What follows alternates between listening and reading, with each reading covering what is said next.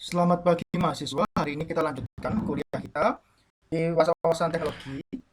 Kalau kalian masih ingat dengan pembicaraan kita beberapa minggu lalu bahwa natural resource yang kita ekspor atau kita gunakan, kita itu maksudnya dari negara berkembang ya, seperti Indonesia, negara Surabaya, negara UKDC, itu harus mulai berpikir tidak menjualnya dalam bentuk apa adanya. Dalam bentuk apa adanya misalnya nikel kita jual, ya udah tanahnya kita jual, nggak kita apa-apain, kita keruk, kita nikel, udah gitu aja kan. Kelapa sawit, nah kita jual sebagai minyaknya aja, mungkin sebagai margarin, mungkin sebagai bahan kosmetik, ya kita olah baru kita jual. Nah itu baru berpikir bagaimana meningkatkan atau memberikan adding value untuk bahan-bahan alam yang kita punya sebelum kita ekspor. Ya, nanti kita akan bicara lebih panjang lagi di sini. Ya, nah kenapa kita perlu lakukan itu? Karena kan kita ingin mengurangi kemiskinan, meningkatkan taraf hidup, ya. Makanya kita meningkatkan sesuatu untuk yang lebih produktif, ya lebih produktif, kemudian lebih gaji lebih tinggi, ya gaji lebih tinggi.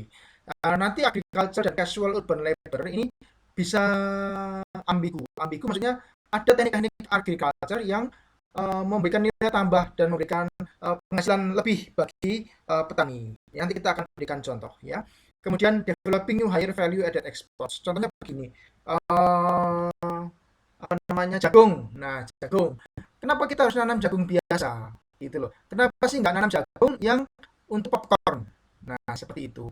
Kemudian kemarin kita atau banyak sekarang beredar yang suka diet pasti dengar namanya mie shirataki. Mie shirataki terbuat dari porang, ya. Harganya sekarang mahal, ya. Setelah porang ini dikenal oleh dunia internasional untuk bahan diet, bahan kosmetik dan sebagainya, yang tadinya porang itu 1.200 kilogram rupiah per kilogram, sekarang menjadi 12.000 sampai 15.000 per kilogram. Nah, itu namanya added value. Kemudian contoh lagi adalah misalnya kelapa. Kelapa, kenapa sih kita harus ekspor kelapa? Kenapa kita nggak ekspor pengolahan kelapanya misalnya jadi natur de coco atau hidrokoko dan sebagainya. Ya, itu kan lebih memberikan added value. Cuman di sini tadi yang kita sampaikan adalah kita perlu sentuhan teknologi, sentuhan permesinan. Nah, ini yang harus kita lakukan. Ya, kemudian kalau nggak bisa kita attracting FDI, FDI itu foreign direct investment untuk mencari investor atau pabrik-pabrik yang bisa mengolah ini. Ya, sebelum kita lakukan ekspor karena dengan pengolahan ini nanti akan menimbulkan banyak efek positif ya.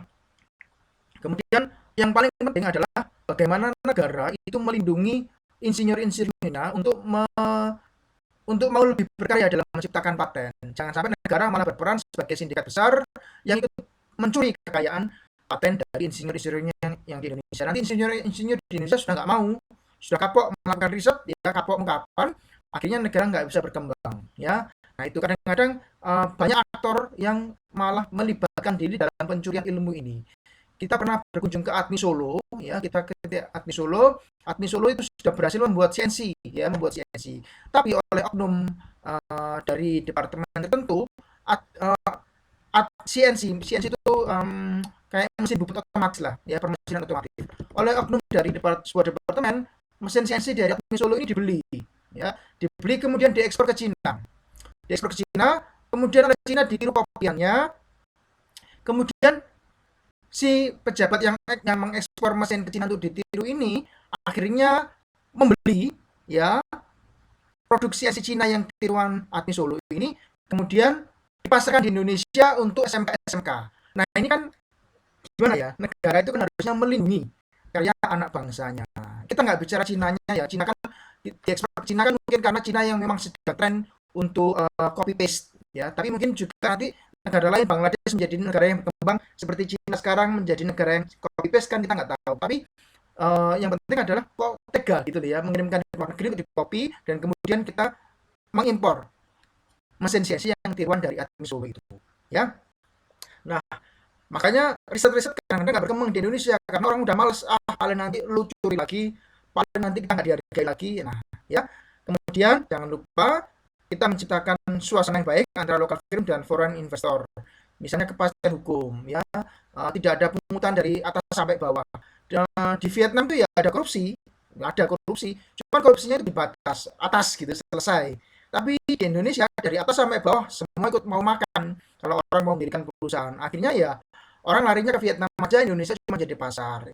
Jadi yang rugi nanti akhirnya bangsa kita sendiri karena orang Vietnam kelimpahan bangun pabriknya di sana dengan adanya free trade ASEAN di ASEAN ya mereka bebas saja ekspor ke Indonesia ya. Kalau bikin pabrik di Indonesia sulit, dari atas sampai bawah semua minta bagian gitu ya, minta setoran. Nah ini yang harus dipikirkan bagaimana mengatasi masalah ini. Dari value added should not be confused or equated with higher tech.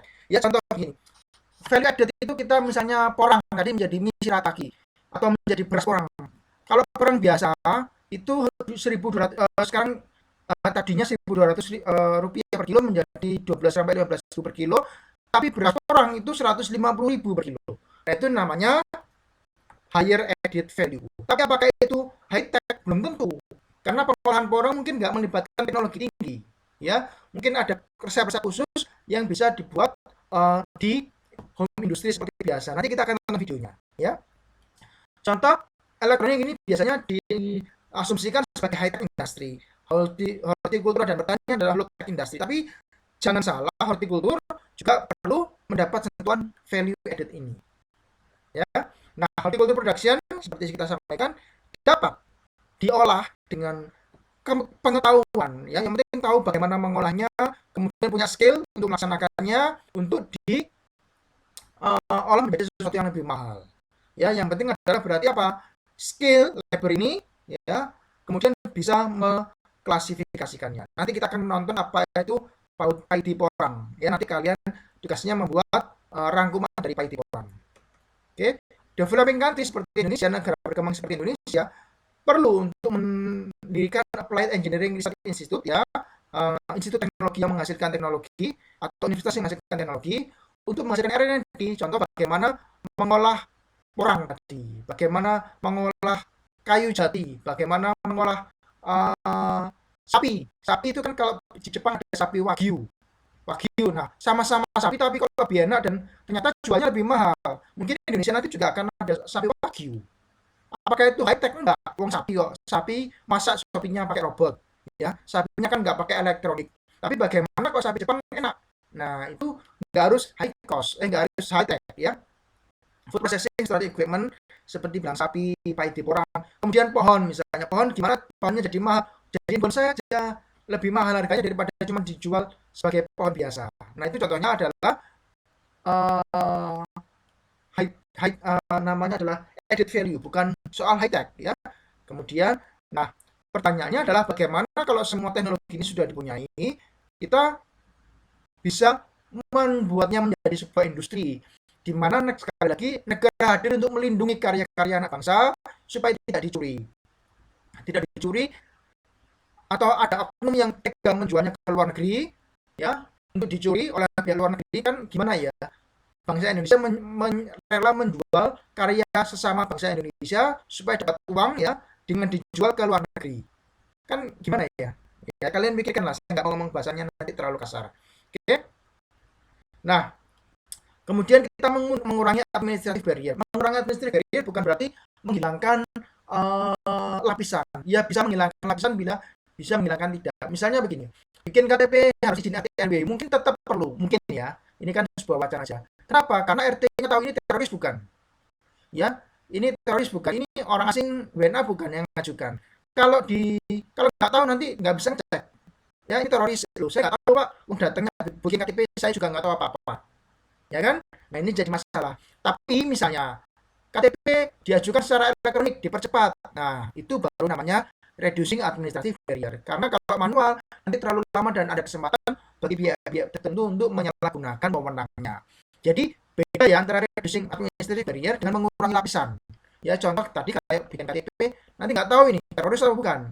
Ya nanti nggak tahu ini beneran suami istri atau kumpul kebo. Nah apakah kos-kosan ini hanya untuk laki-laki atau campur laki perempuan atau orang yang pacaran tapi sudah kumpul kebo boleh tinggal di kos-kosan. Nah disitulah peran kehadiran RT RW untuk memantau situasi di lingkungan mereka. Babinsa juga harus dilibatkan karena mereka nanti kan pasti koordinasi dengan RT RW. Ya jangan sampai Babinsa nggak tahu loh.